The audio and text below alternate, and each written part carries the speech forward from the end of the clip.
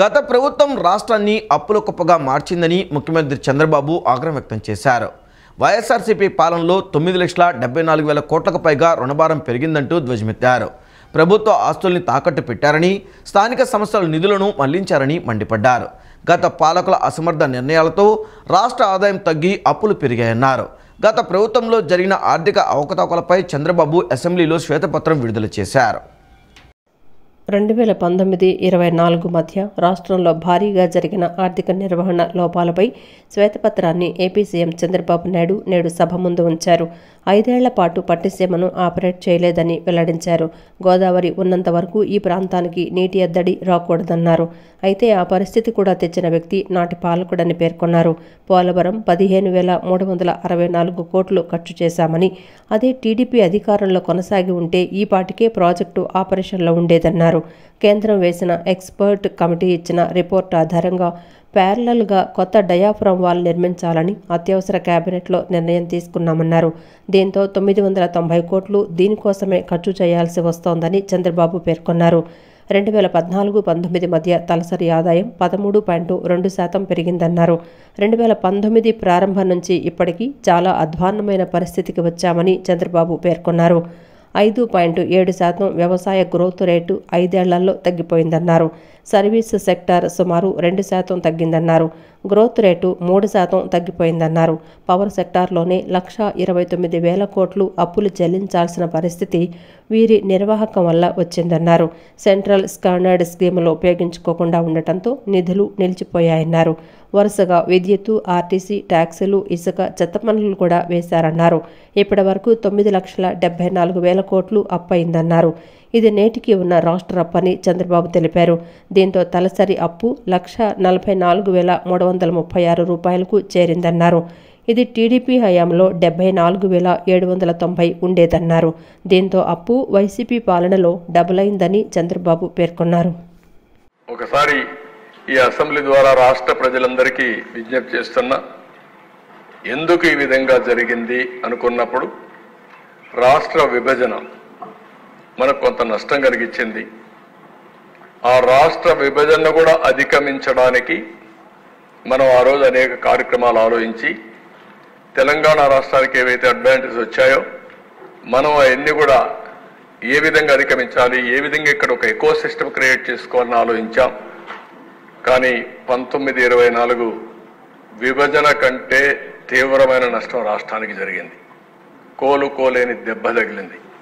అందుకే ఇక్కడ మళ్ళా నేను బ్రీఫ్ చేస్తున్న 6 వైట్ పేపర్లు మనం పబ్లిసైజ్ చేశాం. ఒక్క పోలవరం మిస్మేనేజ్మెంట్ వల్ల 53,000 కోట్ల రూపాయలు ఇప్పటి వరకు నష్టం. అది వచ్చుంటే 53,000 కోట్ల రూపాయలు మనకు అదనంగా జిఎస్టిపి కాంట్రిబ్యూషన్ వచ్చేది. అమరావతి ఈ ఒక్కదాని వల్ల దగ్గర 7 లక్షల ఉద్యోగాలు పోయినాయి. ఒక 2 నుంచి 3 లక్షల కోట్ల రూపాయలు ఆస్తి తరిగిపోయింది. ఎప్పుడు కూడా ఒక విషయం మనం గుర్తుపెట్టుకోవాలి, ఆర్థిక వ్యవస్థ అంటే ఒక వ్యక్తి ఉత్పత్తి చేయాలి, ఒక వ్యక్తి వినియోగం చేయాలి. అది ప్రోడక్ట్ కావచ్చు, మ్యానుఫ్యాక్చరింగ్లో వరి ధాన్యం పండించే రైతు నుంచి వచ్చే ధాన్యం కావచ్చు, ఫ్యాక్టరీ నుంచి వచ్చే సూదులు కావచ్చు, లేకపోతే ఏదైనా వస్తువులు కావచ్చు, లేకపోతే సర్వీస్ అన్నప్పుడు మనం అనేక సర్వీసులు తీసుకుంటా ఉంటాం. ఇప్పుడు బ్యాండ్ విత్ వాడతాం, దానికి డబ్బులు కడతాం, సెల్ ఫోన్కి వాడతాం, దానికి యూజర్ ఛార్జెస్ కడతాం, ఇలాంటివన్నీ ఉంటాయి. ఇవి రెండు కూడా ఆల్వేస్ మనం ముందుకు పోతా ఉంటే ఎకనామిక్ యాక్టివిటీ పెరుగుతుంది. ఇప్పుడు మనం ఇక్కడికి వచ్చాం, మొన్న ఒక ఆయన నాకు కనపడి ఈ గవర్నమెంట్ వచ్చిన తర్వాత నా ఆస్తుల విలువ 100 కోట్లు పెరిగింది, నేను 1 కోటి రూపాయలు అన్నా క్యాంటీన్కి ఇస్తానని చెప్పి ఇచ్చాడు. అంటే దీని అసెస్మెంట్ ఏంటి? 100 కోట్లు పెరిగింది కాబట్టి ఉదారంగా 1 కోటి రూపాయలు అన్నా క్యాంటీన్కి దానం చేయడానికి ముందుకొచ్చాడు. అది ఆర్థిక వ్యవస్థ. ఆ 100 కోట్లు పెరగలేదనుకోండి, తరిగిందనుకోండి 50 కోట్లు, ఈ 1 కోటి ఇచ్చే పరిస్థితిలో ఉండడు. పిల్లల చదువుకు కానీ, హాస్పిటల్ ఎక్స్పెండిచర్ కానీ, దేనికైనా సరే సంపద ఉంటే, భూమి విలువ కూడా ఉంటే, ఒక 1/2 ఎకరా అమ్ముకుంటే వెసులుబాటు వచ్చే పరిస్థితి వస్తుంది. అలాంటివన్నీ దెబ్బతిన్నాం. అరాచకం, ఆటవికం, రెడ్ బుక్ పాలనగా చంద్రబాబు మార్చారని వైఎస్ఆర్సీపీ అధినేత మాజీ ముఖ్యమంత్రి వైఎస్ జగన్మోహన్ రెడ్డి పేర్కొన్నారు.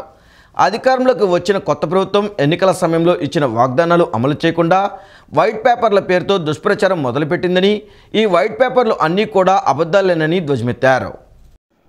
తాడేపల్లిలోని క్యాంప్ ఆఫీసులో మాజీ సీఎం వైఎస్ఆర్సీపీ అధినేత వైఎస్ జగన్మోహన్ రెడ్డి మీడియా సమావేశం నిర్వహించారు. జగన్మోహన్ రెడ్డి మీడియాతో మాట్లాడుతూ అరాచకం, ఆటవికం, రెడ్ బుక్ పాలనగా చంద్రబాబు మార్చారని మండిపడ్డారు. అధికారంలోకి వచ్చిన కొత్త ప్రభుత్వం ఎన్నికల సమయంలో ఇచ్చిన వాగ్దానాలు అమలు చేయకుండా వైట్ పేపర్ల పేరుతో దుష్ప్రచారం మొదలుపెట్టిందని, ఈ వైట్ పేపర్లన్నీ కూడా అబద్ధాలేనని ధ్వజమెత్తారు.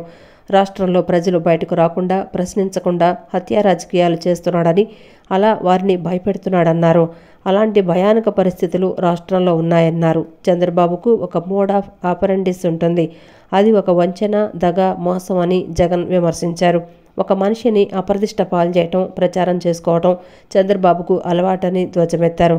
వైట్ పేపర్ల పేరుతో రాష్ట్ర ప్రభుత్వం చేస్తున్న దుష్ప్రచారాలపై వైఎస్ జగన్ ఘాటుగా జవాబిచ్చారు.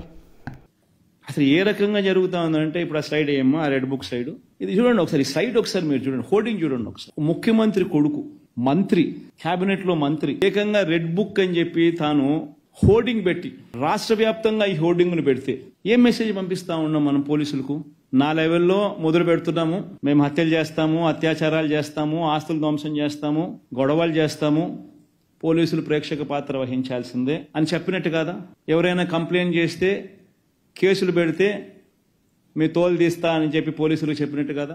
ఎవరైనా కేసులు పెట్టడానికి వస్తే దొంగ కేసులు రివర్స్ వాళ్ళ మీదనే పెట్టమని చెప్పినట్టు కదా? ఈ రకంగా ఒక ముఖ్యమంత్రి కొడుకు రెడ్ బుక్ అనే దాన్ని హోర్డింగులు పెట్టించి ఏకంగా రాష్ట్ర వ్యాప్తంగా ఈ మాదిరిగా హోర్డింగులు పెడితే, గ్రామాలలో న్యాచురల్లీ ప్రతి ఒక్కడు కూడా వాళ్ళ కక్షలు వాళ్ళ దానికి తీర్చుకునే దానికి ఇది ఒక అవకాశం కింద తీసుకుని ప్రతి ఒక్కరు వాళ్ళ గ్రామంలో రెడ్ బుక్ వాళ్ళు తీస్తున్నారు, బయటికి తీసి వాళ్ళ పర్సనల్ స్కోర్స్ సెటిల్ చేసుకునే కార్యక్రమం చేస్తూ ఉన్నారు. సమాజంలో వివిధ వర్గాల వారు భగవంతుని అనుగ్రహం కోసం చేస్తున్న ఆరాధనతో సమానమైన సంతృప్తి లక్షలాది మందికి అన్నప్రసాదం అందిస్తున్న స్వామివారి నిత్య అన్నదాన పథకానికి కూరగాయలు అందించడం ద్వారా కూడా లభిస్తుందని రాష్ట్ర వ్యవసాయ శాఖ మంత్రి కింజరాపు అచ్చెన్నాయుడు అన్నారు. మహిమాన్వితమైన దేవుని సన్నిధిలో లక్షలాది మందికి నిత్య అన్నదానం నిర్వహిస్తున్న తిరుమల తిరుపతి దేవస్థానం పాలక మండలి అందిస్తున్న సేవలలో రాష్ట్రంలో ప్రతి ఒక్కరూ పాలు పంచుకోవాలని అభిలాషించారు. రాజీవ్ గాంధీ హోల్సేల్ కూరగాయల వర్తక సంఘం ఆధ్వర్యంలో తిరుమలకు పంపిస్తున్న కూరగాయల లారీని రాష్ట్ర వ్యవసాయ శాఖ మంత్రి అచ్చెన్నాయుడు కరెన్సీ నగర్లోని తన క్యాంపు కార్యాలయం వద్ద జెండా ఊపి ప్రారంభించారు. ఈ సందర్భంగా ఆయన మాట్లాడుతూ, ఇటీవల ఎన్నికల్లో అత్యధిక మెజారిటీతో అధికారం చేపట్టిన ఎన్డీఏ కూటమి ముఖ్యమంత్రి నారా చంద్రబాబు నాయుడు ప్రభుత్వంపై దేవదేవుని ఆశీస్సులు మెండుగా ఉండాలని ఆకాంక్షించారు. రానున్న రోజుల్లో రాష్ట్రంలో ప్రజానీకం సుఖ సంతోషాలతో జీవించేలా, వెంకటేశ్వర స్వామి కరుణా కటాక్షాలు పొందేలా సుపరిపాలన అందించేందుకు ముఖ్యమంత్రి చేస్తున్న ప్రతి పనిలోనూ భగవంతుని ఆశీస్సులు మెండుగా ఉంటాయన్నారు. 10 మంది మేలు కోసం పనిచేసే ప్రతి ఒక్కరిపై భగవంతుడు అనుగ్రహం ఉంటుందన్నారు. గతంలో చంద్రబాబు నాయుడు ప్రాణాలను కాపాడింది కూడా వెంకటేశ్వరుడేనని గుర్తు చేశారు. భక్తులు స్వామివారి ప్రసాదాన్ని సాక్షాత్తు శ్రీ వెంకటేశ్వర స్వామివారే భక్తుల కోసం పంపినట్లుగా భావించే స్థలంలో ఆహారం స్వీకరించేందుకు ప్రతి భక్తుడు ఇష్టపడతాడన్నారు. ఇటువంటి సేవలకు సహాయ సహకారం అందిస్తున్న సత్యదేవ వెజిటబుల్స్ నిర్వాహకులను అభినందించారు.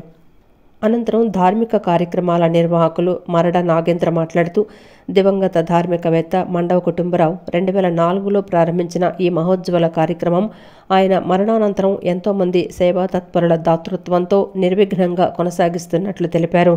ఈ కార్యక్రమంలో భాగస్వాములయ్యేందుకు ఎంతోమంది దాతలు తనతో కలిసి రావటం భగవద్ అనుగ్రహమేనన్నారు. లక్షలాది మందికి ప్రతిరోజు ఆహారాన్ని అందించటం ఎంతో కష్టమైన సేవని, అటువంటి సేవలో తమలాంటి స్వామివారి భక్తులు కూడా పాల్గొనేందుకు అవకాశం కల్పించిన తిరుమల తిరుపతి దేవస్థానం పాలక మండలి వారికి ధన్యవాదాలు తెలిపారు.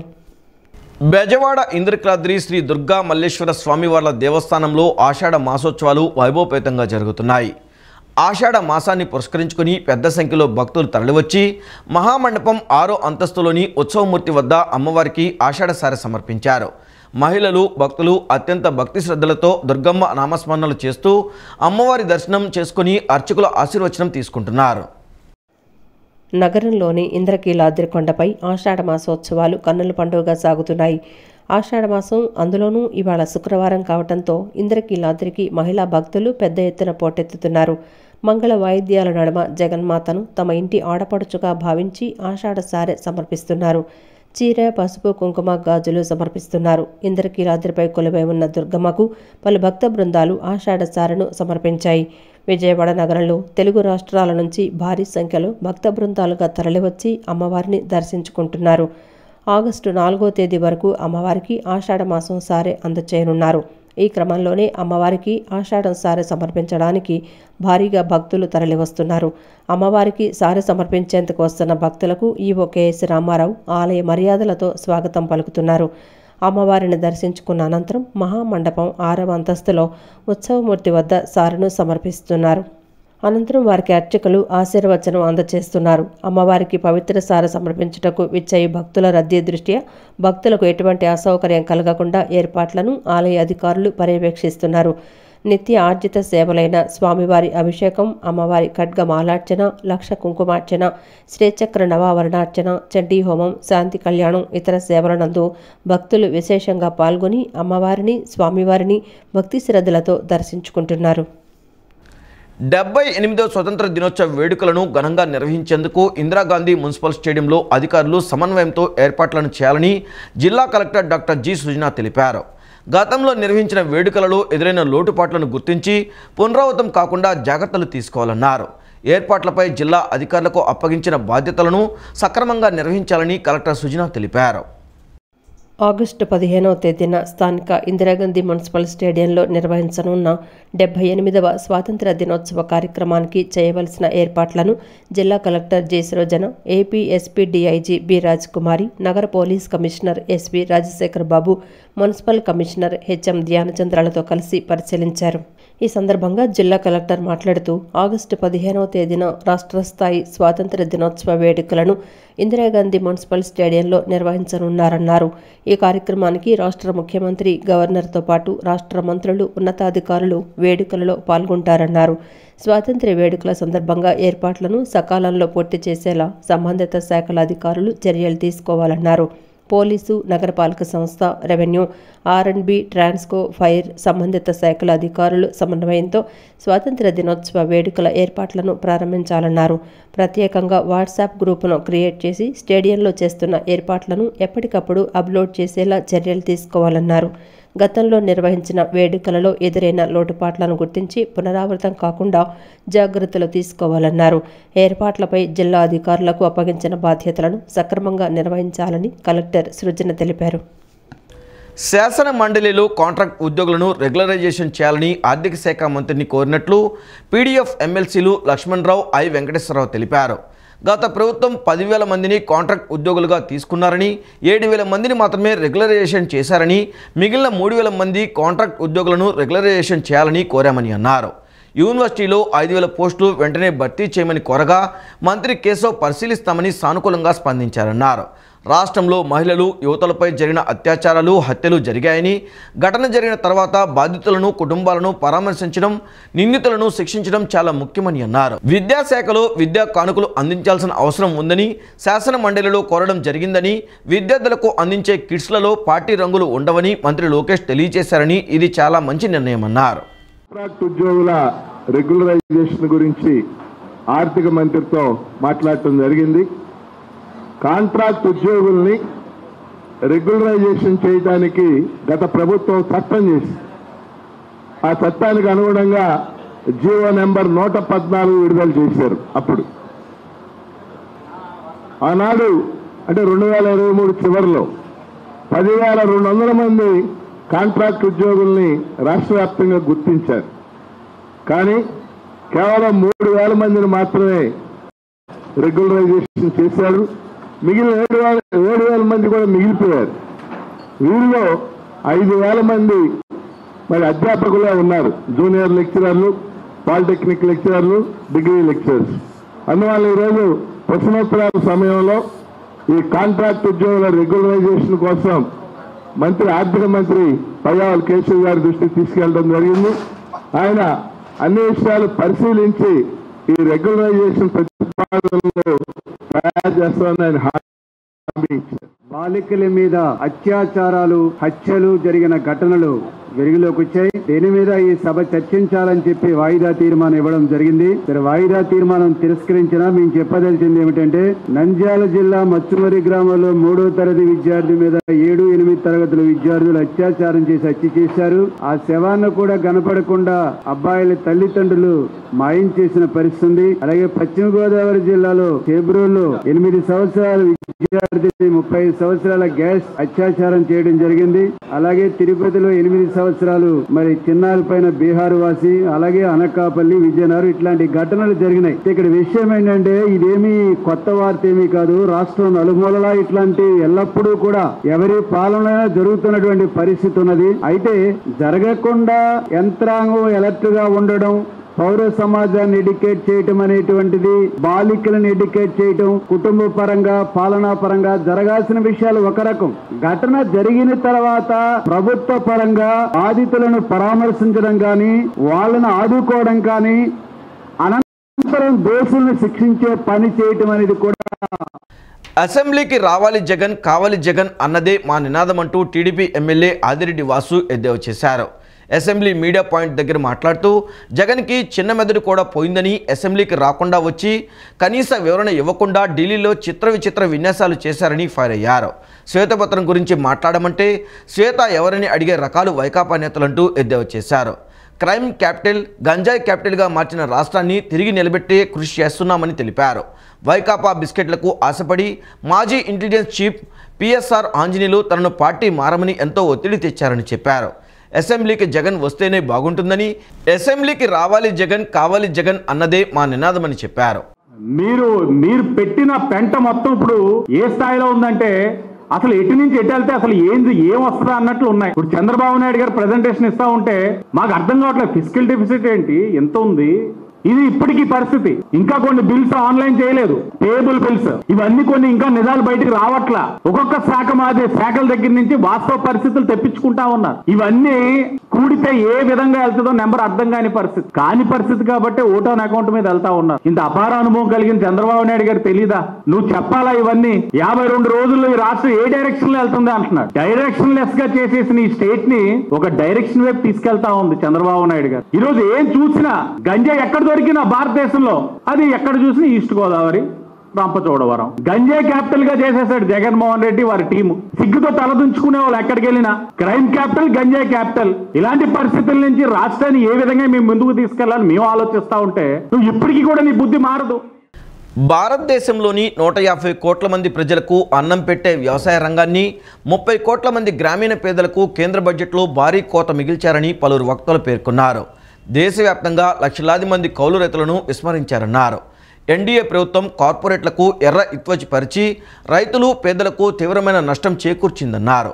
బడ్జెట్ను రివైజ్ చేసి వ్యవసాయ రంగానికి, గ్రామీణ అభివృద్ధికి సముచితమైన కేటాయింపులు చేయాలని డిమాండ్ చేశారు. వ్యవసాయ, గ్రామీణ పేదలకు భారీగా కోత విధించి కార్పొరేట్లకు కాసులు, రైతు కూలీలకు కడగండ్లు మిగిలేలా ఉన్న కేంద్ర బడ్జెట్పై రైతు సంఘం, వ్యవసాయ కార్మిక సంఘం, కౌలు రైతు సంఘం రాష్ట్ర కమిటీల ఆధ్వర్యంలో రాష్ట్ర స్థాయి చర్చా వేదిక కార్యక్రమం విజయవాడ బాలోత్సవ భవనంలో నిర్వహించారు. ఈ కార్యక్రమంలో మాజీ మంత్రి వడ్డే శోభనాద్రేశ్వరరావు, కౌలు రైతుల సంఘం కార్యదర్శి హరిబాబు, ఏపీ వ్యవసాయ కార్మిక సంఘం రాష్ట్ర ప్రధాన కార్యదర్శి వి వెంకటేశ్వర్లు, రైతు సంఘం రాష్ట్ర ఉపాధ్యక్షులు 33% గ్రామీణ ప్రజలు ఆధారపడిన వ్యవసాయ రంగానికి 1,52,000 కోట్లంటే కేవలం 0.50% మాత్రమే కేటాయించారన్నారు. వ్యవసాయ రంగానికి అవసరమైన ఎరువులు, ఆహారం, ఇంధన సబ్సిడీలలో భారీగా కోత వేశారని తెలిపారు. బడ్జెట్కు తగ్గట్టు కేటాయింపులు పెంచకపోగా 2022-23తో పోల్చితే 87,339 కోట్లు భారీ కోత పెట్టారన్నారు. ఈ లెక్కను చూస్తే వ్యవసాయ రంగాన్ని కేంద్ర ప్రభుత్వం దివాలా తీయించి కార్పొరేట్లకు కట్టబెట్టడానికి పూనుకున్నట్లు అర్థమవుతుందన్నారు. ఇదే విధంగా కోట్లాది మంది పేదలకు అన్నం పెట్టే ఆహార సబ్సిడీకి 2022-23లో 2,72,802 కోట్లు కేటాయించారు. 2023-24లో 2,12,332 కోట్లు కేటాయించగా సరాసరి 2024-25లో 2,05,250 కోట్లకు కోత పెట్టారని చెప్పారు. 2022-23 బడ్జెట్తో పోలిస్తే 67,552 కోట్లు భారీ కోత పెట్టారన్నారు. ఇంధన సబ్సిడీని 12,240 కోట్ల నుండి 11,925 కోట్లకు తగ్గించారని, ఎరువుల మీద ఇచ్చే సబ్సిడీకి భారీగా కోత విధించడం వల్ల మన దేశం లాంటి రైతాంగం ఉపయోగించే టీఏపీ, యూరియా, ఇతర కాంప్లెక్స్ ఎరువుల ధరలు భారీగా పెరిగి రైతులు పెట్టుబడి పెట్టలేక వ్యవసాయాన్ని మానుకోవాల్సి వస్తోందని తెలిపారు. దీని ప్రభావం వల్ల ఆహార ధాన్యాల ఉత్పత్తి తగ్గి కోట్ల మంది భారతదేశ ప్రజలకు ఆహార కొరత ఏర్పడటమే కాకుండా భారీగా ధరల భారం పడుతుందని తెలిపారు. దిగుబడులు పెరగాలి, ఎక్కువ మంది వ్యవసాయ కార్మికులకి ఎక్కువ దినాల పాటు పని లభించాలి అని సాగునీటి వసతి ఉండాలి. దానితో ఇప్పటికీ కూడా భారతదేశంలో స్వతంత్రం వచ్చిన తర్వాత దాదాపు 40% పైన పంట భూమి వరుణదేవుడి యొక్క కటాక్ష వీక్షణాల మీదే ఆధారపడింది. మొట్టమొదటి బడ్జెట్లో 22% నీటిపారుదల రంగానికి ప్రాజెక్ట్స్కి కేటాయించింది. అది మధ్య మధ్యలో 10.5 తగ్గి తాజాగా 5.8% తగ్గిపోయింది.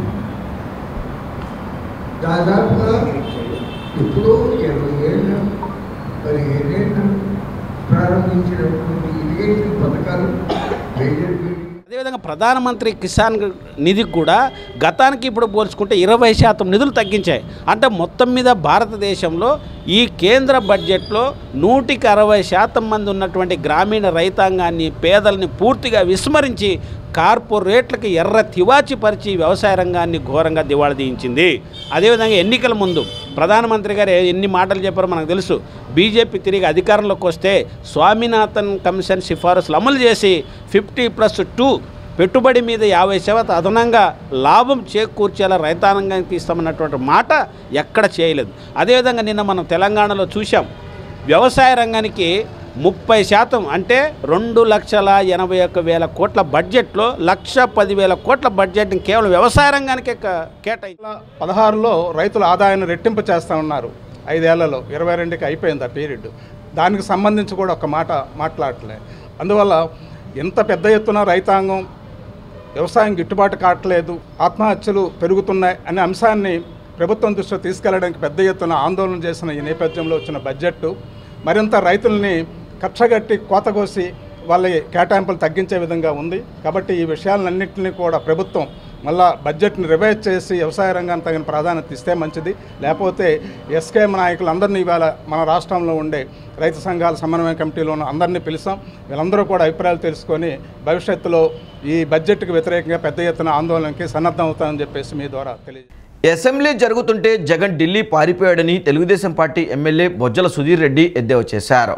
అమరావతిలోని అసెంబ్లీ మీడియా పాయింట్ వద్ద మాట్లాడుతూ ఆంధ్రప్రదేశ్ ప్రభుత్వం 33 మందిని చంపిందని, తమపై తప్పుడు ప్రచారం చేస్తున్నారని మండిపడ్డారు. జగన్కు దమ్ముంటే 33 మంది లిస్టు బయటపెట్టాలని ఆయన సవాల్ విసిరారు. మదనపల్లిలో ఫైల్స్ తగలబెట్టిన వారిని ఎవరిని వదిలిపెట్టమని హెచ్చరించారు. ఫైల్స్ తగలబెట్టిన ఘటనలో పెద్దిరెడ్డి ఉన్నా శిక్షిస్తామని తేల్చి చెప్పారు. నారా లోకేష్ రెడ్ బుక్లో మొదటి పేరు జగన్దే ఉందని ఆయన వ్యాఖ్యానించారు. ఇది ఇంకా ఎంత దూరం తోగుతా పోతుంటే ఎన్ని డెడ్ బాడీస్ బయట వస్తాయో, ఎన్ని కథలు వస్తాయో మనం ఇంకా చూడాల్సిన అవసరం ఉంది. నేను జగన్మోహన్ రెడ్డి గారు సూటిగా అడగవస్తున్నా, ఈ రోజు నువ్వు అసెంబ్లీలోకి కాలు పెట్టలేక, మమ్మల్ని ఫేస్ చేయలేక, పబ్లిక్ ని ఫేస్ చేయలేక, చంద్రబాబు నాయుడు గారు మేము అడిగే ప్రశ్నలకి సమాధానం చెప్పలేక ఢిల్లీకి పారిపోతావు. అక్కడ కూర్చొని ఏమి పని పాట లేకుండా మరి లోకేష్ గారి గురించి, రెడ్ బుక్ గురించి పోస్టర్లు వేసుకొని ఫోటోలు పెట్టుకొని ఈరోజు నువ్వు ఫోటో ఎగ్జిబిషన్ పెట్టే స్థితికి ఈరోజు నువ్వు దిగజారిపోయినావంటే నువ్వు ఏ రకంగా నీ ఆలోచనలు ఉన్నాయో పబ్లిక్ అందరికి ఈరోజు అర్థమవుతా ఉంది. మేము పుట్టి 45 రోజులు అవుతుంది, గెలిచి పుట్టి ఈ 40 రోజుల్లో మరి ప్రెసిడెన్షియల్ రూల్ పెట్టాలట. ఈ 46 రోజుల్లో ఏం జరిగిపోయిందని జగన్మోహన్ రెడ్డి గారు ప్రెసిడెన్షియల్ రూల్ పెట్టాలా? ఎన్టీఆర్ జిల్లాలోని ఏకొండూరు, గంపలగూడెం మండలాల్లో కిడ్నీ బాధితుల సమస్యలు, కొండపల్లి పారిశ్రామిక ప్రాంతంలో కాలుష్యం నుంచి కాపాడాలని సిపిఐ ఎన్టీఆర్ జిల్లా కార్యదర్శి దోనిపూడి శంకర్ ప్రభుత్వాన్ని డిమాండ్ చేశారు. అల్ట్రాటెక్ ర్యాంకో సిమెంట్ ఫ్యాక్టరీలో పారిశ్రామిక చట్టాలను అమలు చేసి బాధిత కుటుంబాలకు రాష్ట్ర ప్రభుత్వం ఎక్స్గ్రేషియా ప్రకటించాలని జూలై 29న జగ్గైపేటలో ధర్నా నిర్వహిస్తున్నట్లు పేర్కొన్నారు. నగరంలోని హనుమాన్పేట దాసరి భవన్లో సిపిఐ ఎన్టీఆర్ జిల్లా కార్యదర్శి దోనెపూడి శంకర్ విలేకరుల సమావేశాన్ని నిర్వహించారు. దోనెపూడి శంకర్ మీడియాతో మాట్లాడుతూ రానున్న రోజుల్లో ప్రజా సమస్యలపై జిల్లా వ్యాప్తంగా పోరాటం చేయనున్నట్లు తెలిపారు. ఏకొండూరు, గంపలగూడెం ప్రాంతాలు మరో ఉద్దానంలా తయారయ్యే పరిస్థితి ఏర్పడిందన్నారు. కిడ్నీ బాధితులకు న్యాయం చేసి కిడ్నీ సమస్య పరిష్కరించాలని ఇప్పటికే సిపిఐ ఆధ్వర్యంలో అనేక పోరాటాలు చేశామని తెలిపారు. కిడ్నీ బాధితులకు న్యాయం చేసి శాశ్వత పరిష్కారం చూపాలని దోనెపూడి శంకర్ డిమాండ్ చేశారు. కొండపల్లి పారిశ్రామిక ప్రాంతంలో రోజురోజుకు పెరుగుతున్న కాలుష్యం కారణంగా ప్రజలు అనారోగ్యం పాలవుతున్నారని తెలిపారు. తక్షణమే ప్రభుత్వం కాలుష్య నియంత్రణ చేసి ప్రజల ఆరోగ్యాన్ని కాపాడాలని కోరారు. జగ్గయ్యపేట నియోజకవర్గంలో అల్ట్రాటెక్ సిమెంటు, రాంకో సిమెంట్ కంపెనీలో వరుసగా జరుగుతున్న ప్రమాదాలు అధికారుల పర్యవేక్షణ లోపంతో జరుగుతున్నాయని తెలిపారు. బాధిత కుటుంబాలకు నష్టపరిహారం కోసం జూలై 29న జగ్గయ్యపేట తహసీల్దార్ కార్యాలయం వద్ద నిరసన చేపట్టడం జరుగుతోందని తెలిపారు. కొండపల్లి పారిశ్రామిక కాలుష్యం, పక్కన VTPS-లో ప్రమాదాలు, రాష్ట్రంలో వసంత కెమికల్స్లో ప్రమాదాలు, Jaggayyapeta UltraTech cement, Ramco cement కార్మికులు చనిపోతే ఎన్టీఆర్ జిల్లా కలెక్టర్ చొరవతోటి అల్ట్రాటెక్ సిమెంట్ వాళ్ళు 50 లక్షల నష్టపరిహారాన్ని ఇచ్చారు. కానీ నైతిక బాధ్యత వహించాల్సినటువంటి రాష్ట్ర ప్రభుత్వం మరో 50 లక్షలు ఇవ్వాల్సినటువంటి అవసరం ఉందని చెప్పి ఈ సందర్భంగా డిమాండ్ చేస్తున్నాం.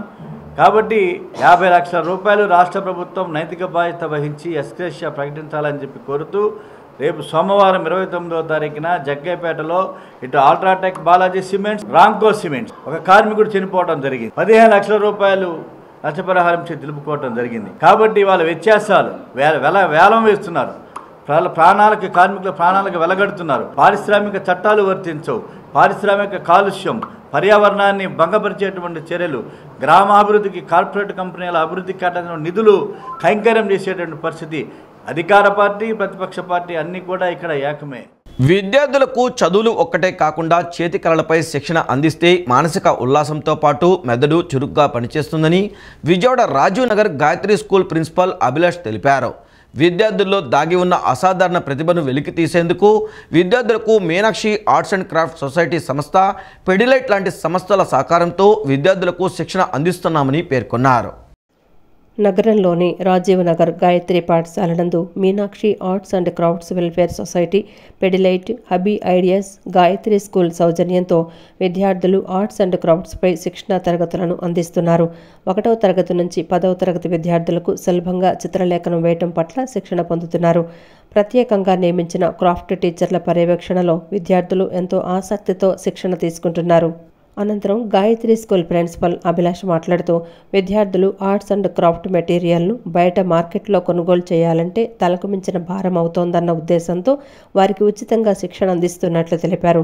విద్యార్థులకు చదువు ఒక్కటే ప్రధానం కాదని భావించి అన్ని రంగాల్లో రాణించాలన్న ఉద్దేశంతో విజయవాడ నగరంలో ఏ పాఠశాల చేయని విధంగా రాజీవ్ నగర్లోని గాయత్రి పాఠశాలలోని విద్యార్థులకు ఆర్ట్స్ అండ్ క్రాఫ్ట్స్పై శిక్షణ అందిస్తున్నట్లు ప్రిన్సిపల్ అభిలాష్ తెలిపారు. ఈ ఆర్ట్ అండ్ క్రాఫ్ట్ అనేది కొత్తగా ఇంప్లిమెంట్ చేసాం. అది మీనాక్షి NGO, ఫెవిగ్రిల్ వాళ్ళ ఆర్గనైజేషన్ ద్వారా మేము పిల్లలకి ఫ్రీ క్లాస్ అనేది ఇవ్వటం అనేది జరుగుతుంది ఈ సంవత్సరం.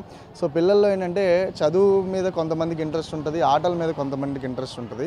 అలాగే ఈ సంవత్సరం పిల్లల్లో ఒక టాలెంట్ అంటే ఆర్ట్ అండ్ క్రాఫ్ట్ మీద వాళ్ళకున్న టాలెంట్ అన్నిటిని కూడా ఇవాళ మీరు చూస్తే పిల్లలు కూడా వాళ్ళు ఎంతో చక్కగా ఇంట్రెస్టింగ్గా చేస్తున్నారు. మేము చేస్తాము, ఇంకా చెప్పండి అని చెప్పి వాళ్ళు చాలా యాక్టివ్గా పార్టిసిపేట్ చేయడం జరుగుతుంది.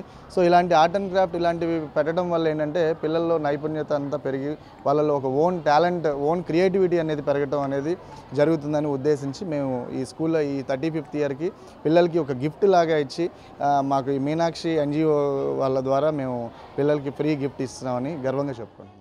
అనంతరం Meenakshi arts and crafts welfare society chairperson Meenakshi మాట్లాడుతూ గత 10 ఏళ్లుగా మహిళా సాధికారత సాధించాలన్న ఉద్దేశంతో డ్వాక్రా మహిళలకు నాబార్డు సహకారంతో హ్యాండీక్రాఫ్ట్స్పై శిక్షణ అందిస్తున్నట్లు మీనాక్షి తెలిపారు. ఒక సబ్జెక్టును నోటు పుస్తకాలతో కాకుండా విజువల్ రూపంలో విద్యార్థులు తేలిగ్గా అర్థం చేసుకుంటారని తెలిపారు. ఆర్ట్స్ అండ్ క్రాఫ్ట్స్ నేర్చుకోవటం వల్ల ఒత్తిడి తగ్గి మేధోశక్తి పెరుగుతుందని మీనాక్షి ఆశాభావం వ్యక్తం చేశారు. గాయత్రి ఎడ్యుకేషనల్ ఇన్స్టిట్యూట్ వాళ్ళు పాయికాపురంలో మేము మొట్టమొదటిగా దీన్ని స్టార్ట్ చేయడం జరిగింది. ఈ సబ్జెక్టు డివైడ్ కూడా ఇట్లా చేయడం జరిగిందండి. పెడిలైట్ ఇండస్ట్రీస్తో కలిపి టీచర్స్ని స్పాన్సర్ చేస్తున్న వాళ్ళు పెడిలైట్ అండ్ హాబీ ఐడియా అండ్ మా ఎన్జిఓ అండ్ స్కూల్ కూడా వీళ్ళు చేయాలనుకునే ఆర్ట్ ఇట్లా ఉంటుంది, థీమ్తో ఉంటుంది అండ్ ఏ బేస్ వాడుతున్నారు అండ్ కేటగిరీ ఏం నేర్చుకుంటున్నారు అండ్ వీళ్ళకి మోజీస్తో కూడా మనం సబ్జెక్ట్ డివైడ్ చేయడం జరిగింది. పిల్లలు ఎంకరేజ్ చేయడం వల్ల అంటే ఏమైనా కాంపిటీషన్స్కి వచ్చేటప్పుడు ఎక్సలెంట్ అని ఎవరైతే ఉంటారో వాళ్ళు మాత్రమే కాంపిటీషన్స్కి వస్తారు. ఈ కలర్స్ యూస్ చేసుకోకుండా డిఫరెంట్గా చేయడం. ప్రతి ఒక్క క్లాస్కి ఈ సర్టిఫికేషన్ ఉంటుంది, అంటే ఇది ఒక ప్రోగ్రెస్ కార్డ్ లాగా ఇలా సిలబస్ లాగా డిజైన్ చేయడం జరిగింది. సో దీనికి ముందుగా పెడిలైట్ ఇండస్ట్రీస్ వాళ్ళకి మా ఫెవిక్రల్ డివిజన్కి ధన్యవాదాలు తెలియజేస్తున్నాను. బికాజ్ స్కూల్కి టీచర్స్ స్పాన్సర్ చేసినందుకు అండ్ స్కూల్లో కూడా 35th యానివర్సరీకి ఇది ఫ్రీ గిఫ్ట్గా పిల్లలకి ఇవ్వాలని ప్రిన్సిపల్ సార్ అభిలేష్ గారు చాలా ఇంట్రెస్ట్ చూపిస్తున్న కారణంతో మొట్టమొదటిగా ఈ స్కూల్ని తీసుకోవడం జరిగింది. థ్యాంక్ యూ సో మచ్ అండి. Aakash national talent hunt exam ANTHE 2024ను అక్టోబర్ 19 నుంచి 27 తేదీ వరకు నిర్వహిస్తున్నట్లు Aakash academy director CH Naresh తెలిపారు.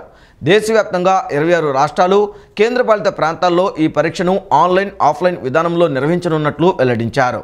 ఆఫ్లైన్లో అక్టోబర్ 20, 27 తేదీలలో దేశవ్యాప్తంగా 315 సెంటర్లలో నిర్వహిస్తామని, ఆన్లైన్లో అక్టోబర్ 19 నుంచి 27 తేదీ వరకు పరీక్షను విద్యార్థులు తాము ఎంపిక చేసుకున్న ప్రాంతం నుంచే పరీక్ష రాసేందుకు స్లాట్ బుక్ చేసుకోవాల్సి ఉంటుందని వివరించారు. విజయవాడ బెంజి సర్కిల్ సమీపంలోని ఆకాష్ ఇన్స్టిట్యూట్లో విలేకరుల సమావేశం నిర్వహించారు.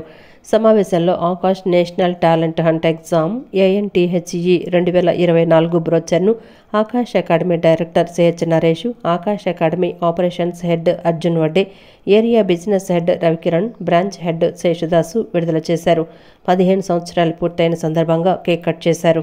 అనంతరం వారు మాట్లాడుతూ ఆకాష్ నేషనల్ టాలెంట్ హంట్ పరీక్ష నిర్వహిస్తున్నట్లు తెలిపారు. 7వ తరగతి నుంచి ఇంటర్మీడియట్ వరకు చదువుతున్న విద్యార్థులు ఈ పరీక్ష రాయవచ్చని చెప్పారు. గత 15 ఏళ్లుగా ANTHEని నిర్వహిస్తున్నామని, గత ఏడాది పరీక్షకు రికార్డు స్థాయిలో 11.8 లక్షల మంది విద్యార్థులు హాజరయ్యారని చెప్పారు. ఈ ఏడాది ANTHEలో ప్రతిభ కనపరిచిన 7 నుంచి 9వ తరగతి వరకు విద్యార్థుల్లో 100 మందికి, 11 నుంచి 12వ తరగతి వరకు 50 మంది విద్యార్థులకు నీట్, JEE, IIT వంటి ఎక్కువగా పోటీ ఉండే ప్రతిష్టాత్మక పోటీ పరీక్షలకు 100% స్కాలర్షిప్తో అవసరమైన శిక్షణ ఇస్తామని, నగదు బహుమతి అందిస్తామని పేర్కొన్నారు. ఈ ఏడాది ANTHEని ప్రారంభించి 15 ఏళ్లైన సందర్భంగా మొదటి 5 స్థానాల్లో నిలిచిన వారిని ఆకాష్ అకాడమీ సొంత ఖర్చులతో అమెరికాలోని నాసా అనుబంధ సంస్థ John F Kennedy space centre సందర్శనకు పంపిస్తామని చెప్పారు. గత ఏడాది ఈ విధంగా శిక్షణ పొందిన విద్యార్థులు నీట్, JEE, IIT వంటి అత్యంత తీవ్ర పోటీ ఉన్న పరీక్షల్లో అత్యుత్తమ ర్యాంకులు సాధించారని తెలిపారు. ఈ ఏడాది టాలెంట్ టెస్టుకు హాజరయ్యేందుకు ఆన్లైన్లో రిజిస్ట్రేషన్ చేసుకోవాలని సూచించారు. మేమిచ్చే ఈ సపోర్ట్ తోటి ఆబ్జెక్టివ్లో స్ట్రెంగ్తన్ అవుతున్నారు. అదేవిధంగా ఒలింపియాడ్ ఎగ్జామినేషన్స్లో కూడా మంచిగా రాణిస్తున్నారు. ఈ ఒక్కటే కాకుండా ఈ యొక్క విద్యార్థులు ఎవరైతే పార్టిసిపేట్ చేస్తున్నారో వీళ్ళందరిలో కూడా ఒక 5 మెంబర్స్ని సెలెక్ట్ చేసేసి మేము USA కెనడీ స్పేస్ సెంటర్కి పంపిస్తున్నాం అన్నమాట. ఒక 5 మంది విద్యార్థులను తీసుకుంటారు. దీంట్లో ఎవరైతే బిలో 100 ర్యాంక్ వస్తుందో ఆ బిలో 100 ర్యాంక్ వచ్చిన వాళ్ళు 2ని, ఓవరాల్గా పార్టిసిపేట్ చేస్తున్న వాళ్ళని 3ని, 5గురిని మనం అక్కడికి పంపిస్తున్నాం అనమాట. సో ఈ అంతే ద్వారా ఎవరైతే రూరల్ ఏరియాస్లో కానివ్వండి, below average below poverty students కానివ్వండి, ఈ యొక్క ఎగ్జామ్ ద్వారా క్వాలిఫై చేసేసి మేము అందించే ఈ ఆబ్జెక్టివ్ ఓరియంటేషన్ కోర్స్ని వాళ్ళు సక్సెస్ఫుల్గా తీసుకోవడానికి అవకాశం కల్పిస్తున్నాం అన్నమాట. ఎన్టీఆర్ జిల్లాలో ఉన్న ప్రతి ఒక్క విద్యార్థి ఈ అవకాశాన్ని ఉపయోగించుకోవాలని కోరుకుంటున్నాను. ఈ ఎగ్జామ్కి ఎంట్రన్స్ ఫీజు వచ్చేసి 200 రూపాయలు ఛార్జ్ చేయబడుతుంది. ఆగస్టు 15వ తారీఖు లోపు నమోదు చేసుకుంటే కేవలం 100 రూపాయలకే ఈ ఎగ్జామినేషన్ని ఎన్రోల్ చేసుకోవచ్చు. ఈ ఎగ్జామినేషన్ ద్వారా పిల్లలందరూ దేశంలో ఉన్న ప్రతి ఒక్క స్టూడెంట్స్తో కంపీట్ చేసే అవకాశం వస్తుందండి. అలాగే విజయవాడలో మనకు వచ్చేసి ఆకాష్ ఇన్స్టిట్యూట్ ద్వారా బాయ్స్ క్యాంపస్, గర్ల్స్ క్యాంపస్, అలాగే డే స్కాలర్ క్యాంపస్ బెంజ్ సర్కిల్లో ఉందండి. సో ఈ ఎగ్జామ్ ద్వారా 100% స్కాలర్షిప్ పొందుకునే అవకాశం స్టూడెంట్స్కి ఉంది. కంప్లీట్ ఫ్రీ ఎడ్యుకేషన్ కూడా పొందుకునే అవకాశం ఉంది. సో ప్రతి ఒక్క తల్లిదండ్రులు తమ పిల్లలను ఈ ఎగ్జామ్లో పార్టిసిపేట్ చేయాలని, వాళ్ళని ఎంకరేజ్ చేయాలని, వాళ్ళకు ఒక మంచి ప్లాట్ఫామ్ ఈ ఎగ్జామ్ ద్వారా దొరుకుతుందని మేము కోరుకుంటున్నాం. ఈ వార్తలు ఇంతటితో సమాప్తం. నమస్కారం.